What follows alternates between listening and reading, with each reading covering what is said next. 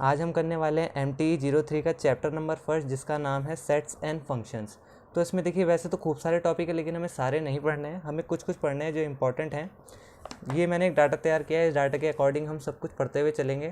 तो इसमें सबसे पहला है sets, equality of sets, Venn diagram, complementation, union, intersection and D Morgan's law.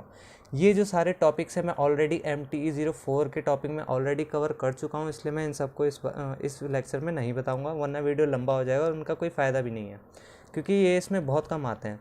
जो मेन है आपको वो फंक्शन से पूछा जाएगा ऑन टू 1 बाइजेक्टिव। आइए एक एक करके इन सबको डिस्कस करते हैं कि ये है क्या। सबसे पहली बात अगर मैं बात करूँ ऑन टू की, तो ऑन टू क्या कहता है कि यहाँ पर कोई भी एलिमेंट छूटना नहीं चाहिए, चाहे यहाँ के 2 के या 3 की आपके पास एक ही एलिमेंट हो, कोई दिक्कत नहीं, एक ही के साथ उनकी मैपिंग हो रही हो, इससे आपको कोई फ़र्क नहीं पड़ता है। लेकिन यहाँ पर कोई भी एलिमेंट छूटना नहीं चाहिए, अगर वो छूट जाता है तो ऑन टू की जो कंडीशन है वो फेल हो जाती है, पहली बात। दूसरी बात देखिए, ये जो ऑन टू है ये ऑन टू नहीं है, देखिए क्योंकि इसमें 3 छूट चुका है। मैंने आपको बोला था इसमें कोई छूटना नहीं चाहिए, वरना ये ऑन टू में नहीं आएगा। अब ऑन टू को दूसरी भाषा में आप बोलते हो सर्जेक्टिव, इसको सर्जेक्टिव भी बोला जाता है। पेपर में ज़्यादातर आप सर्जेक्टिव या इंजेक्टिव ही देखोगे, ऑन टू लिखता नहीं है, तो इसलिए सर्जेक्टिव इंजेक्टिव ही ज़्यादा आता है। अब एक क्वेश्चन है आपका E27 में, वो कह रहा है कि R to R जा रही है मैपिंग, और फंक्शन आपको दे रखा है x² / 1 + x²। ये E27 ये वाला एग्जाम्पल मैंने उठाया है, ये वाला, ठीक है, आप इसे देख सकते हैं। तो इसमें बोला गया है कि ये जो मैपिंग है ये जा रही है R to R। अब आप एक चीज़ ज़रा ध्यान से देखिए, अब वो पूछ रहे हैं क्या ये ऑन टू है, सर्जेक्टिव है। तो आपको ये बात पता होनी चाहिए कि यहाँ पर कोई भी छूटना नहीं चाहिए। देखिए R to R का मतलब क्या होता है, मैं आपको एग्जाम्पल के थ्रू बताता हूँ। तो देखिए यहाँ पे जो ये क्वेश्चन उसने पूछा है, इस R to R का मतलब क्या है, ये वो कह रहा है कि आपका ये जो डोमेन है, देखिए इधर वाले को बोलते हैं डोमेन और इसको बोलते हैं कोडोमेन, ठीक है, तो इसमें कंफ्यूज नहीं होना है। वो कह रहा है कि जो आपकी मैपिंग है, देखिए such that R to R जा रही है, मतलब ये भी R है और ये भी R। R का मतलब क्या होता है, रियल नंबर, और रियल नंबर क्या होते हैं, सारे, कुछ पर्टिकुलर्स नंबर को छोड़ के। मतलब देखिए आपका जो ये -+3 है, -+2 है, -+1 है, 0 है, ये सारे आपके रियल नंबर होते हैं। +-1/2, 1/2, 3/2, ये सारे भी आपके रियल नंबर होते हैं, राइट। ये छोटा सा इंट्रोडक्शन था। अब वो कह रहा है देखिए क्या ऑन टू है, मतलब क्या सर्जेक्टिव है। सर्जेक्टिव में मैंने आपको बोला था, मान लीजिए यहाँ अगर आपने -3, -2, -1, 0, 1, 2, 3 मान लिया, तो यहाँ पे भी -3, -2, -1, 0, 1, 2, 3 होना चाहिए, ठीक। अब मैपिंग हो रही है fx। अब मान लीजिए कोई फंक्शन है, आप इनमें से कोई भी उठा के यहाँ रख लो, लेकिन क्या आपको लगता है कोई भी वैल्यू नेगेटिव आएगी? बिल्कुल नहीं आने वाली। क्यों नहीं आने वाली? क्योंकि आप जरा से ध्यान से देखिए, यहाँ पे क्या है x² और यहाँ पे भी क्या है 1 + x²। आप चाहे +1 रखो, -1 रखो, दोनों का पॉजिटिव ही आएगा। आप चाहे तो मान लो अगर इसकी जगह x² होता, मान लीजिए आसान सा लेते हैं, मान लीजिए fx अगर डिफाइन होता x², अब आप चाहे x की जगह -1 रखो तब भी 1 आएगा, और x की जगह 1 रखो तब भी 1 आएगा। मतलब क्या है कि ये जो -1 है, ये इसकी इमेज भी जो है 1 जा रही है, और ये जो 1 है इसकी इमेज भी 1 जा रही है, ठीक है। अब देखिए इसमें वैसे हमें कोई दिक्कत है नहीं, अभी भी आप ये बोल सकते हो कि ऑन टू है, लेकिन आपको ये बात पता होनी चाहिए कि अगर इन दो की इमेज जा रही है, तो देखिए -2 + 2 की इमेज भी कुछ 4 जाएगी नीचे की साइड पॉजिटिव। तो आपको दिख रहा है, देखिए -1 एक तरीके से रह गया, -4 एक तरीके से रह जाएगा, इस तरीके से कुछ नेगेटिव नंबर्स, तो क्या सारे ही नेगेटिव नंबर जो हैं रह जाएंगे। और ऑन टू की कंडीशन क्या होती है कि यहाँ पर कोई भी छूटना नहीं चाहिए।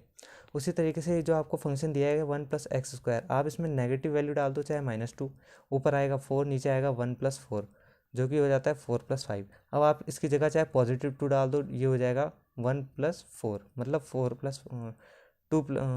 + 5।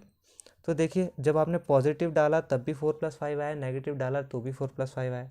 मतलब इन दोनों की एक ही इमेज बन रही है, जो कि ये दिखाता है कि यहाँ पर जो है सारे पॉजिटिव नंबर जो हैं वो तो बुक हो जाएंगे, लेकिन नेगेटिव नंबर्स रह जाएंगे, इनकी कोई यहाँ पर प्री इमेज नहीं होगी। तो इसका मतलब देखिए यहाँ से आपको फ़र्क नहीं पड़ता है, क्योंकि ये तो आपको एलिमेंट के अंदर रखने हैं, जो आपको फंक्शन दिया है उस पर रखने हैं, रिजल्ट में जो आना चाहिए वो चीज़। अब देखिए अगर ये बोलता है R से नेचुरल नंबर, ठीक है, देखिए आपको इस पर बहुत ज़्यादा ध्यान देना है, ये जो है ना इस पर बहुत ज़्यादा ध्यान देना है। अगर यहाँ से R से डैश की तरफ होता है, इसका मतलब वो कहता कि यहाँ रियल नंबर हैं, और जब आप फंक्शन लगा रहे हो तो नेचुरल नंबर में कन्वर्ट हो रहा है, उसका मतलब ये होता है। लेकिन यहाँ पे उसने रियल टू रियल के दे रखा है।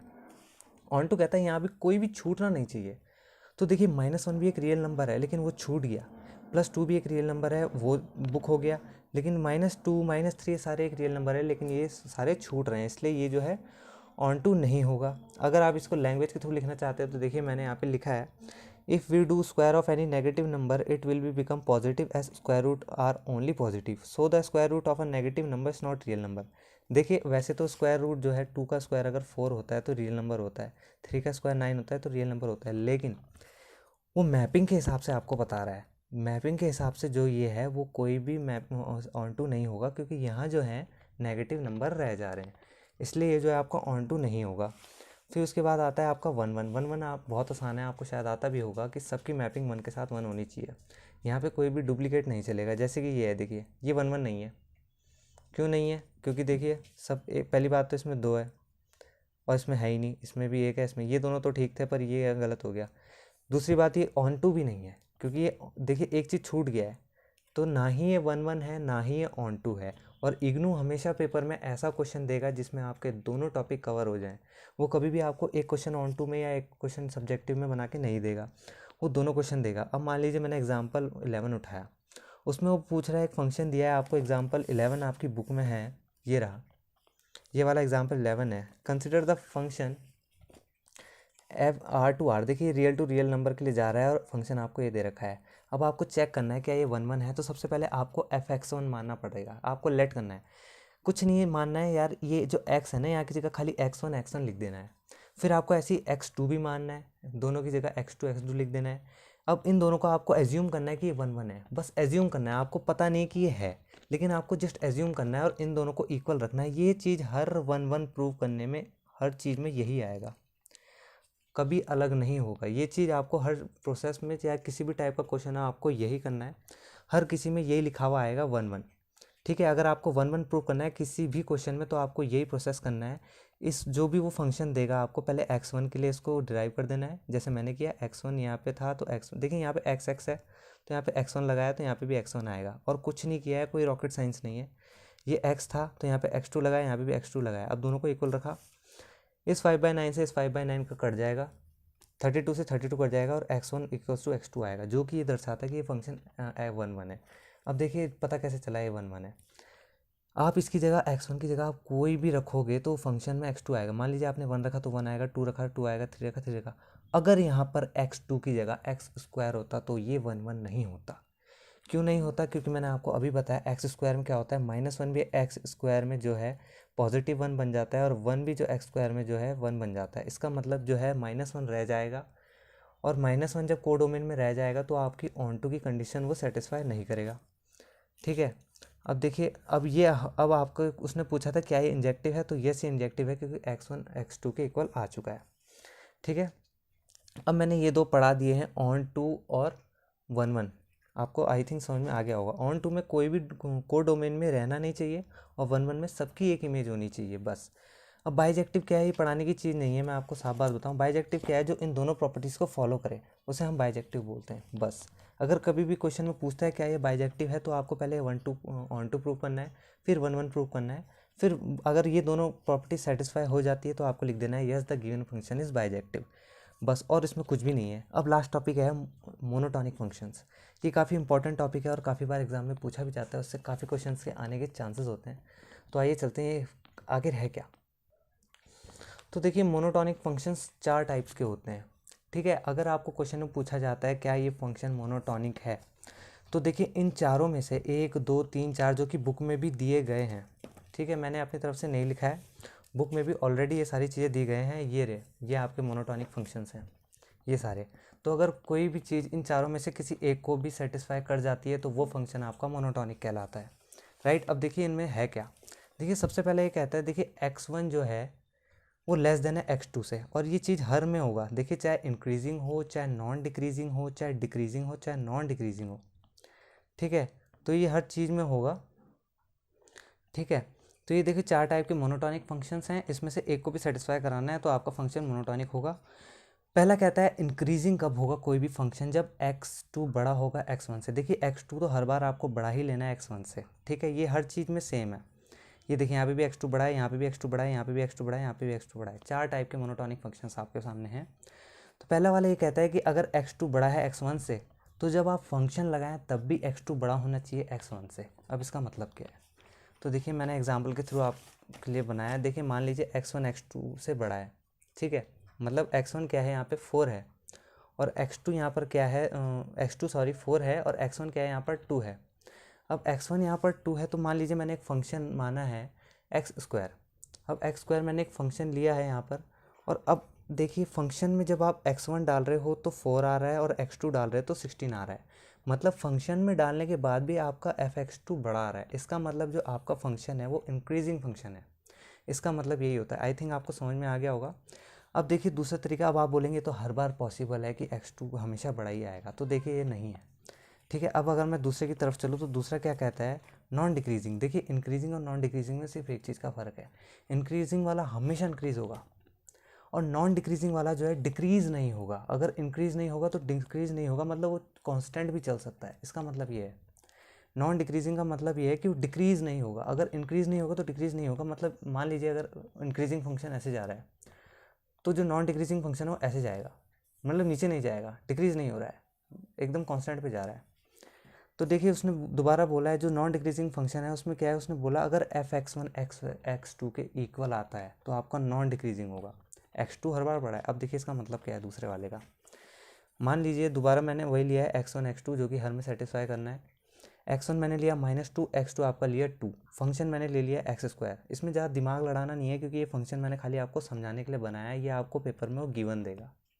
ये सिर्फ मैंने आपको ईजिली भाषा में समझाने के लिए ये वाला फंक्शन बनाया। अब जब आप फंक्शन डाल रहे हैं एक्स स्क्वायर, अब देखिए आप -2 का स्क्वायर करें तब भी 4 आएगा, +2 का स्क्वायर करें तब भी 4 आएगा, मतलब इक्वल आ गया है। और यही कंडीशन उसने बोला था नॉन डिक्रीजिंग के लिए होगी अगर f1 f2 के इक्वल आता है, या तो f2 ग्रेटर देन आना चाहिए f1, अगर नहीं भी आता तो इक्वल आता है तो आपका ये जो फंक्शन है नॉन डिक्रीजिंग होगा। और यही चीज़ यहाँ पे प्रूव हो गई है। देखिए -2 का स्क्वायर जो कि x1 है और -2 2 से बहुत छोटा होता है, लेकिन जब मैंने इसका फंक्शन में डाला तो ये दोनों एक दूसरे के इक्वल आए, तो इसे आप बोलेंगे नॉन डिक्रीजिंग फंक्शन। अब तीसरे की बात करते हैं डिक्रीजिंग फंक्शन। अब डिक्रीजिंग फंक्शन क्या है, जब x1 बड़ा है x2 से, मतलब सॉरी जो x2 है वो बड़ा है x1 से। दो नंबर आपको लेने हैं x1 और x2, ठीक है। अब x2 आपने बड़ा नंबर लेना है x1 से, लेकिन जब आप फंक्शन लगाएं तो वो बड़ा है जो आपने छोटा नंबर लिया था। अब इसका मतलब क्या है, देखिए मान लीजिए मैंने x1 x2 लिए हैं, x1 लिया है मैंने -4 और x2 लिया है मैंने 2। अब -4 और 2 में से कौन सा बड़ा होता है, आप अच्छी तरीके से जानते हैं 2 बड़ा होता है क्योंकि पॉजिटिव है। माइनस में जितनी बड़ी डिजिट होगी उतना छोटा नंबर माना जाता है। अब x1 से बड़ा होना चाहिए x2 जो कि है 2 बड़ा है -4 से। अब फंक्शन मैंने ले लिया है एक्स स्क्वायर। अब आपको पता होना चाहिए एक्स स्क्वायर चाहे नेगेटिव हो चाहे पॉजिटिव, हमेशा पॉजिटिव आता है। अब एक्स स्क्वायर की जगह मैंने इस फंक्शन में जब मैंने -4 डाला तो उसकी वैल्यू आई 16, और जब मैंने 2 डाला तो उसकी वैल्यू आई 4।